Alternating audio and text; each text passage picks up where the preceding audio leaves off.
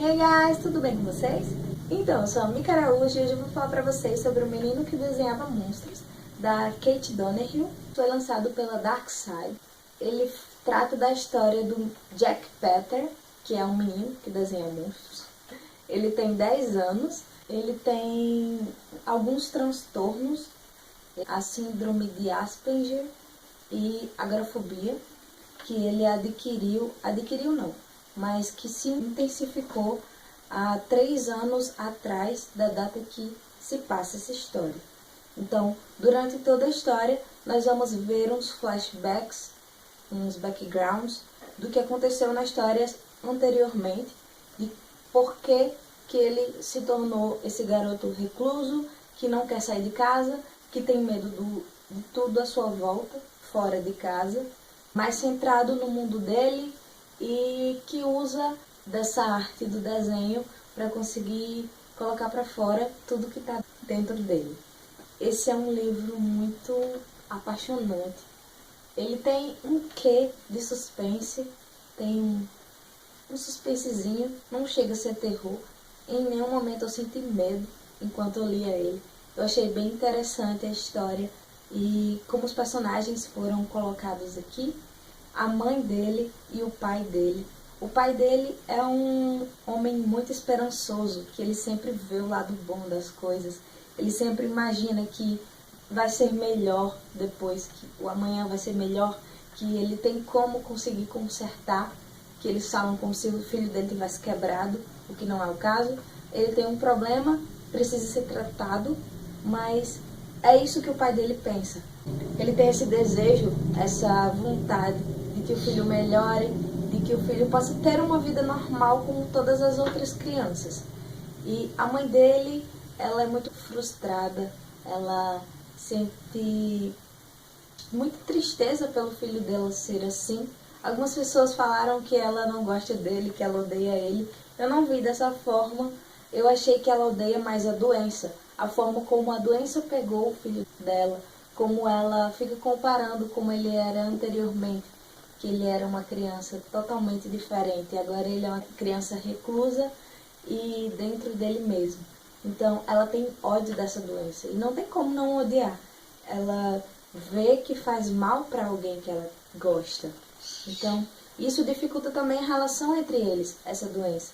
Ela, em vários momentos, passa aqui no livro, ela querendo abraçá-lo, beijar, dar carinho ao seu filho, assim como qualquer mãe desejaria. E ela não pode, porque ele não quer toque de ninguém. Ele tem essa fobia, esse medo. Ele não gosta de ser tocado, ele não gosta de sair de casa.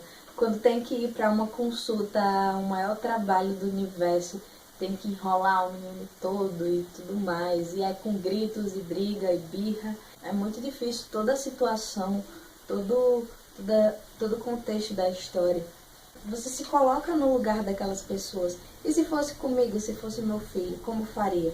E eles começam a ficar um pouco mais perturbados com as coisas que vão acontecendo conforme a história vai prosseguindo. A Holly, que é a mãe dele, ela começa a escutar coisas que ela não deveria escutar. E o Tim, que é o pai dele, começa a ver coisas que ele não deveria ver, né? Não na realidade normal.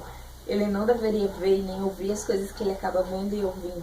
E ele passa um bom tempo dessa história perturbado e tentando perseguir aquela coisa que ele viu naquele determinado momento. A gente percebe a agonia deles ao tentar descobrir o que é aquilo e o medo, talvez, o receio por aquelas coisas estarem muito parecidas com as coisas que o Peter ele costuma desenhar. E no meio dessa história também tem um amigo, tem um melhor amigo, que é o Nick, que ele é filho de uma família amiga e eles cresceram juntos. Então o Nick ele tem um papel muito especial em toda essa história. Ele é a única criança com quem o Jack Peter tem contato. Ele sente uma bagagem muito pesada em relação a isso, porque ele se sente na obrigação de ter que ser amigo dele, porque sem ele o Jack não tem ninguém, ele não sai de casa, o Nick é a única pessoa que visita ele em casa, é a única pessoa que ele consegue brincar, é o único convívio que ele tem fora da casa é com o Nick. Os pais do Nick são amigos dos pais do Jack, então eles meio que funcionam o Nick a ir de encontro ao Jack, a dar esse suporte, a ter essa amizade. E o Nick, ele, às vezes, com o decorrer da história, ele vai ficando apreensivo, ele vai tendo um certo medo em relação a tudo que acontece. Ele vai juntando as coisas, os fatos. Ele vê algumas coisas também, assim como o Tim, que é o pai do Jack. Ele vê algumas coisas também e ele percebe, ele consegue juntar. E ele vê que as coisas que ele tá vendo são bem parecidas com o que o Jack costuma desenhar. Então, ele fica com medo. Mas mesmo assim, por pressão dos pais dele, ele não para de frequentar a casa do Jack. Ele tá sempre por perto. E o final desse livro, meu Deus, que final! Que final maravilhoso! Você tem aquela surpresa do que acontece. Porque durante todo o livro você tem noção do que está acontecendo e você fica naquela expectativa se é agora que eles vão perceber, se é agora que vai acontecer, é agora, será que é agora? E quando chega no fim, é uma coisa bem diferente, pelo menos do que eu imaginava.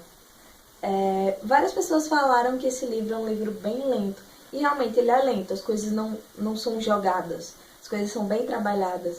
E elas demoram um pouco para acontecer porque elas têm... Não precisa de pressa. Eu consegui apreciar esse livro sem ficar cansada ou enjoada de tudo que estava acontecendo aqui.